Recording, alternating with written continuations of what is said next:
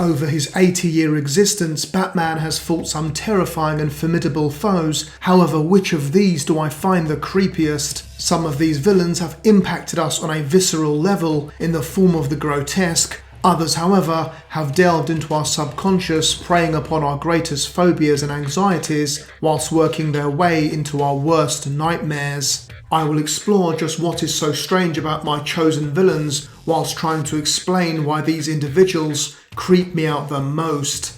As always, I will present my top 5 as I count down to my creepiest Batman villain. Hello, my name is Schizofenik, and before I begin the countdown, I should explain that this is not a definitive top 5, but as always, my personal list. It is based on my opinion, and since this topic is subjective, it may vary greatly from your own. I should also explain that this is not necessarily about the scariest villains, but more about the ones I find most strange or odd, the villains who creep me out the most. What I find creepy, however, may have no effect on you, and vice versa. As a result, I encourage you to put your top 5 creepiest Batman villains in the comment section whilst respecting the choices of others. The beauty of topics like this is the fact that our opinions can differ enormously, encouraging friendly debate and conversations. With that said, I will begin my countdown at number 5. Inspired by Lewis Carroll's children's book, Alice's Adventures in Wonderland, Jervis Tetch is a master hypnotist who has convinced himself that he is Carroll's fictional character. His obsession with Alice in Wonderland has manifested itself in Tetch kidnapping women and young girls, often forcing them to become his new Alice. Should they fail to live up to his impossible standards, the Mad Hatter would ensure their deaths. When he's not searching for his latest Alice, Mad Hatter will spend his time manipulating his victims with powerful mind control technology. Writer Chuck Dixon depicts one of the Mad Hatter's first crimes in Robin Year 1. In this comic, Tetch hypnotized teenage girls, giving them free mind control headsets before kidnapping them to become his Alices. Tetch would ensure the girls partook in a surreal tea party before selling them into slavery. This included Robin's first crush and schoolmate Jenny Nobilis. Although disturbing, Dixon and his pencilers managed to make the obvious implicit. This idea of the man outside the school gates bribing children with free gifts is one of the first dangers our parents make us aware of as kids. Dixon's story has connotations of date rape through the drug tea parties, and to top it all off, selling the girls as slaves could easily be interpreted as human trafficking. Dixon only hints at the Mad Hatter's hebephilia or paedophilia. However, in Arkham Asylum, Grant Morrison takes it one step further. Morrison takes the idea of a kidnapper of young girls and intensifies the perversion. When we first meet the Mad Hatter in Arkham Asylum, it is through the eyes of Batman where we witness a scene that resembles a psychedelic trip. As Tetch takes a pull from his hookah pipe, he begins to ramble nonsensically. Dave McKean's artwork helps depict a Mad Hatter who looks like a Victorian pervert under the influence of drugs. His dilated pupils, fang-like teeth, and sparse hair add to his creepy appearance greatly. However, it is not so much his physical appearance, but what he says that earns him a place on my creepiest list. As the Hatter picks up a doll that looks a lot like Alice, he utters the following lines in a trance-like state. "That's why children interest me." The word interest clearly has connotations of paedophilia, although the pause before the word could suggest that he refrains from saying what he actually means to say. However, Morrison does not stop there, as he turns the creep factor up to 11. The Hatter continues as he says, "To know them is to know myself, little girls especially, little blonde girls, little shameless bitches. God help us all." The Hatter understands who he is through children because they make him aware of his attraction to them. They interest him. The idea that he's especially interested in blonde girls points to a perverted fetish. Blonde girls stand in for his ultimate obsession, Alice from Alice in Wonderland. It could be that a childhood fantasy has morphed into an adult obsession. Perhaps Alice from Alice in Wonderland was Jarvis's first crush, however the fact that she was not real meant that he could not have her. As a result, he spent his entire life trying to find his illusory Alice, to no avail, going from one blonde girl to the next, never satisfied, as they are never going to be Alice. Furthermore, calling them little shameless bitches may point to his own shame and the despicable acts he has put them through. Perhaps this is why the Hatter pleads for help, asking for God's forgiveness. By referring to himself as the collective all, he can feel like he's not alone in his depravity. Moreover, it could be that he is suggesting that society has failed its children, and we all need God's help. Child rape is one of the most sickening crimes imaginable. However, Morrison does not shy away from exploring such controversial themes. Due to this, his version of the Mad Hatter, in my opinion, is the creepiest interpretation of the character. As an orphan child with repressed feelings, Arnold Wesker always had a troubled existence. However, it was not until he met Scarface, a gangster-themed puppet made of wood from Blackgate Gallows, that the ventriloquist, a mastermind criminal, was born. Despite their rather symbiotic relationship, the two are the antithesis of each other and often come into conflict. It has been suggested by many writers that Scarface's existence is more than just the ventriloquist's delusions, but something supernatural. It was writers Alan Grant and John Wagner that brought us arguably the creepiest Scarface and ventriloquist moments in their origin story. I was literally left speechless when I first read the two-part tale called Scarface Prelude to 0 Hour, which explained how the duo first came to fruition. Set within the ominous walls of Blackgate Prison, the story introduces readers to a prisoner named Donegan. After reading a book on ventriloquism, Donegan builds himself a puppet made from the remains of the Gotham Gallow Tree where the Blackgate prisoners were hung. It is here where Arnold Wesker is forced to share a cell with Donegan and his newly named puppet Woody, who Wesker becomes fascinated with. We do get an early hint at Wesker's insanity here, as he reveals the reason for his incarceration. Wesker admits to accidentally killing a man in a bar fight, who in his words, just walked onto his knife. As a reader, we begin to question the innocence of this rather unassuming man. Could he be telling the truth? After all, he does look rather innocuous, or could this persona be a masquerade for his truly lethal dark side? Wesker's fascination with the puppet sees him badly beaten on 2 occasions by Donegan, who is highly protective of his creation. Utterly dejected by his situation, Wesker decides to commit suicide until the puppet, yes the puppet, talks him out of it. Again, we are left questioning both reality and Wesker's sanity, unsure if this is all in Wesker's head or something paranormal. The puppet continues to pull the strings as he persuades Wesker to break them both out of prison using a tunnel dug by Donegan. However, just before they can escape, Donegan awakes and attacks them, scarring Woody with a corkscrew before strangling Wesker. In yet another act of self-defense, Wesker hits Donegan over the head with a brick before Woody suggests hanging him with the noose that Wesker was going to use on his own neck. Why don't you hang the bum? Hang him? In order to make it look like an act of suicide and not murder, Wesker agrees to Woody's plan and hangs Donegan. Again, we are left wondering about the uncanny nature of the puppet, who laughs at Donegan's hanging corpse while screaming, "Look at him swing, ha ha, I told you I'd get rid of you first." Was this the puppet's plan all along, or is Wesker suffering from a serious case of split personality disorder? Wesker's killing spree does not stop there, as he is persuaded yet again to kill 2 guards as they escape Blackgate Prison. As we think back to his claim of innocence when killing the man in the bar, we are now more inclined to believe that it was not an act of self-defense. As unassuming as Wesker might look, we can make no mistake that he is a serious serial killer. The story ends with a duo disguised in theatrical costumes as a performing double act, completely free of their horrific crimes.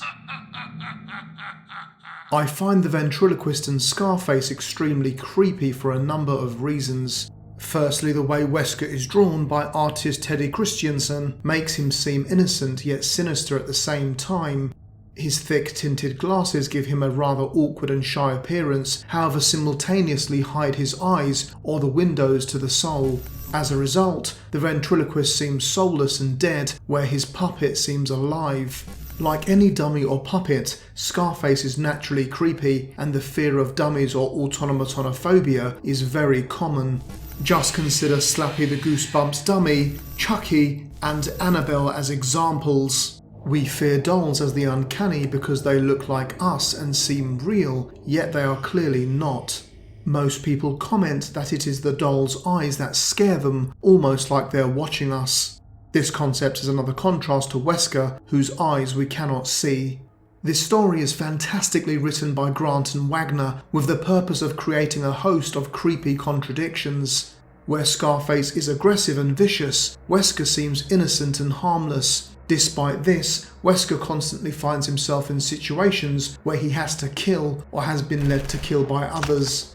Is he one big accident, or is he a master killer?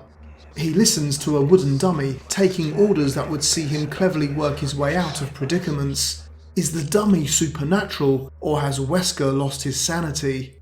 In an instance of role reversal, does the puppet have control over the puppeteer? It is for these reasons that Scarface and the Ventriloquist make my top 5 list. Nobody makes me do nothing. Ironically, the first introduction readers got of Professor Pig was upon his death, where he hung crucified inside a church without his mask. It was during Grant Morrison's Batman and Robin series that we truly got to witness how disturbing this character was when alive. Before his demise, Professor Pig committed some of the creepiest of crimes whilst wearing his pig mask and surgical apron. Despite the appearance of his mask, Laszlo Valentin's alias actually refers to the classic story of Pygmalion, a play about a sculptor who fell in love with his statue. This mad surgeon, along with his disturbing Circus of Strange, did not merely kill people, but transformed them into his Dolatrons. His modus operandi included lobotomizing his victims before melting his masks on their faces in a disturbing vision of perfection. Pig will make you perfect. Pig is here to make everything perfect. Just like Pygmalion, this professor seems to admire his work in his twisted pursuit of perfection.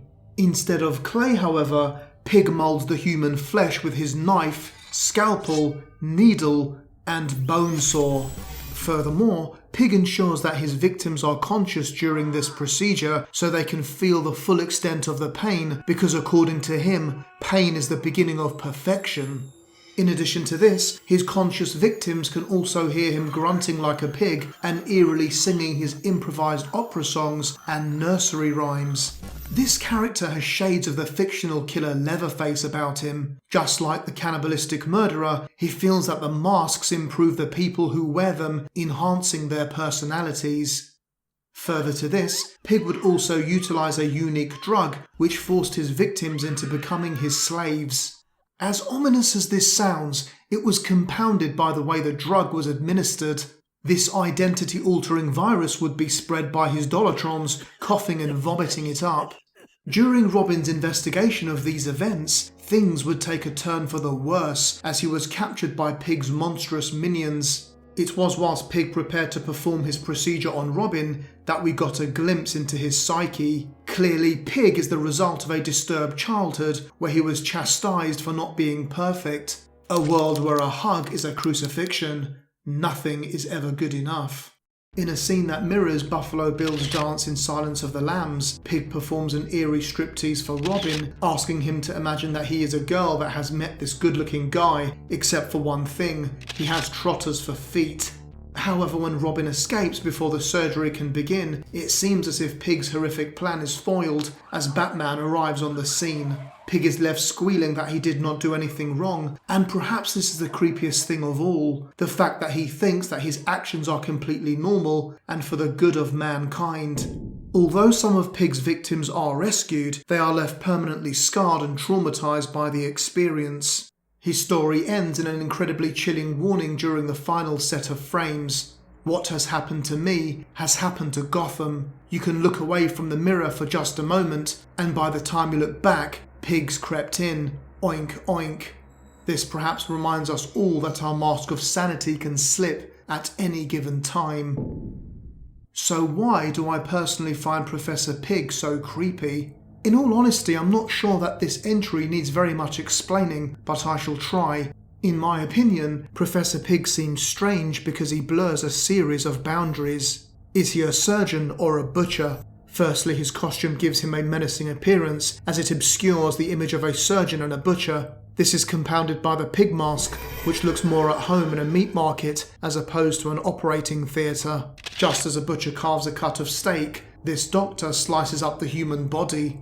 The mask is also significant because pig meat is the closest in texture and taste to the human flesh.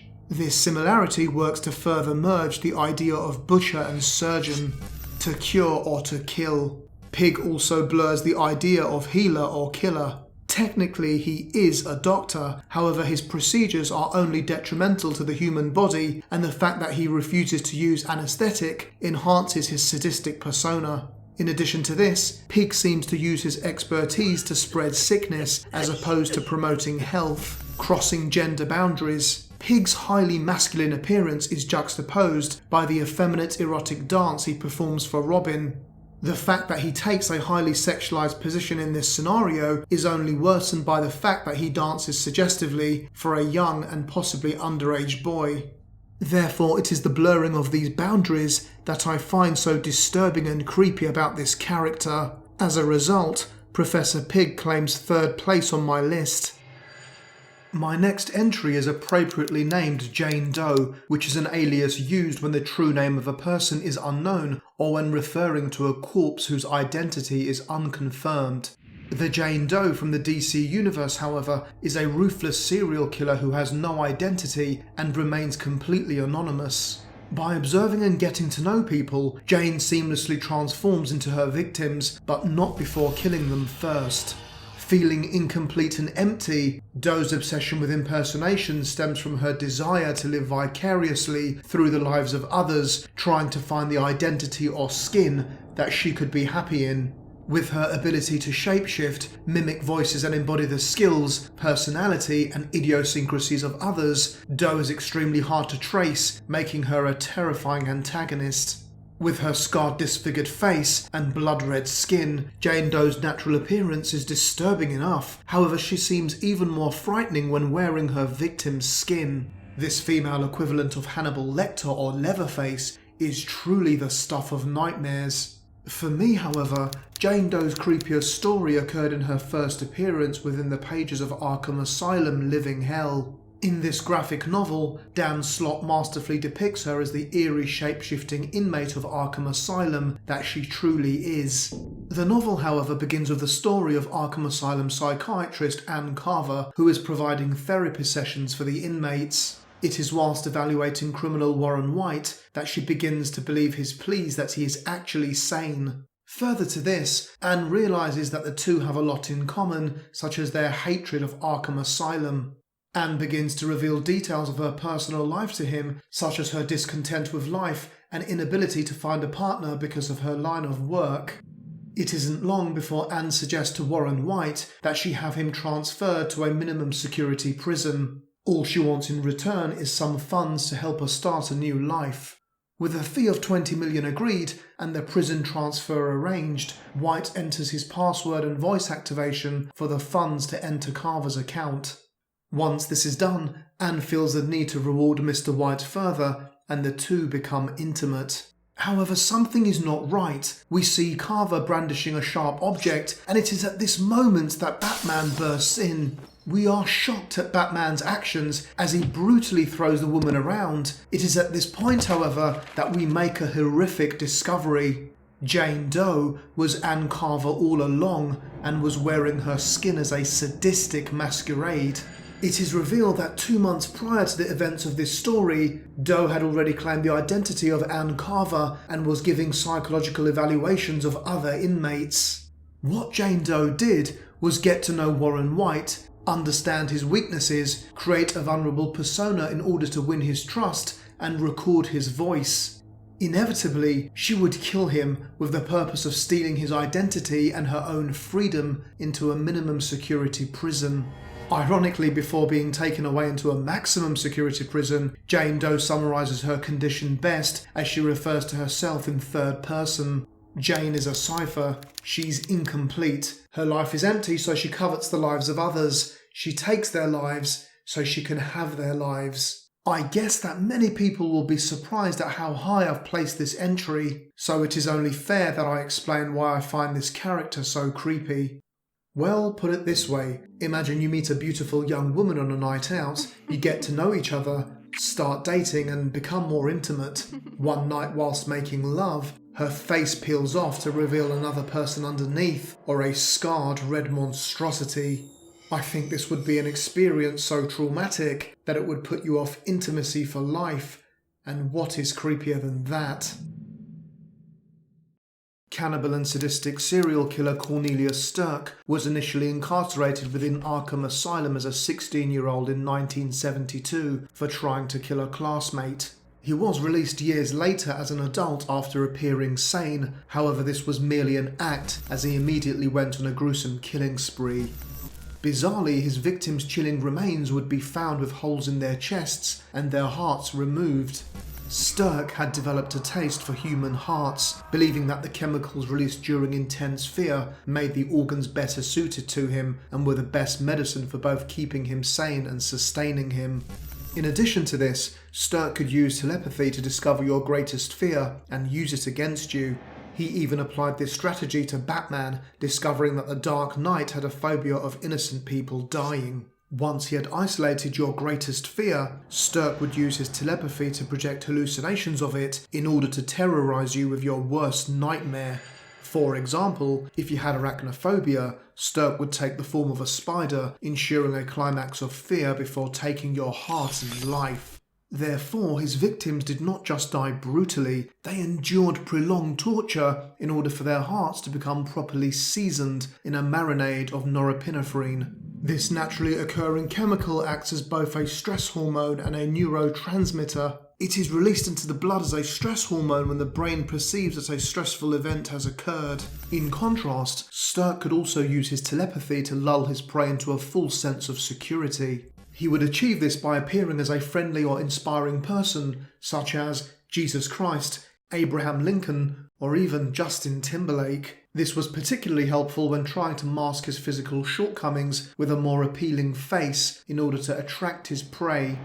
However, I feel that the most disturbing version of this character was depicted in Batman, The Widening Gyre, written by Kevin Smith and perfectly penciled by Walter Flanagan. This collaboration culminated in a story that was both shocking to read and horrific to look upon. Smith's story showcased all of Stark's most nefarious acts, which included cooking and eating hearts, torturing his victims, and using telepathy to manipulate people's emotions. Combined with Flanagan's sepia colour palette, The Widening Gyre provided the reader with a true horror movie feel.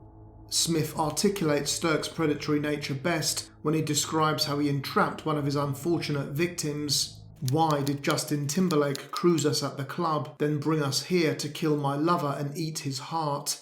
Well, I must confess, sir, I'm not Justin Timberlake. You see, sir, I was given a gift at birth to make up for my aesthetic shortcomings. Telepathically, I transmitted an image of what you wanted to see, because the real thing, sir, leaves little to the imagination.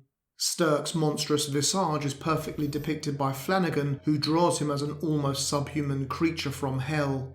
His fang-like teeth and beady eyes stare straight into the soul, inducing true terror. In this comic, Stark even entraps Batman by using his telepathic visual tricks to confuse the Dark Knight.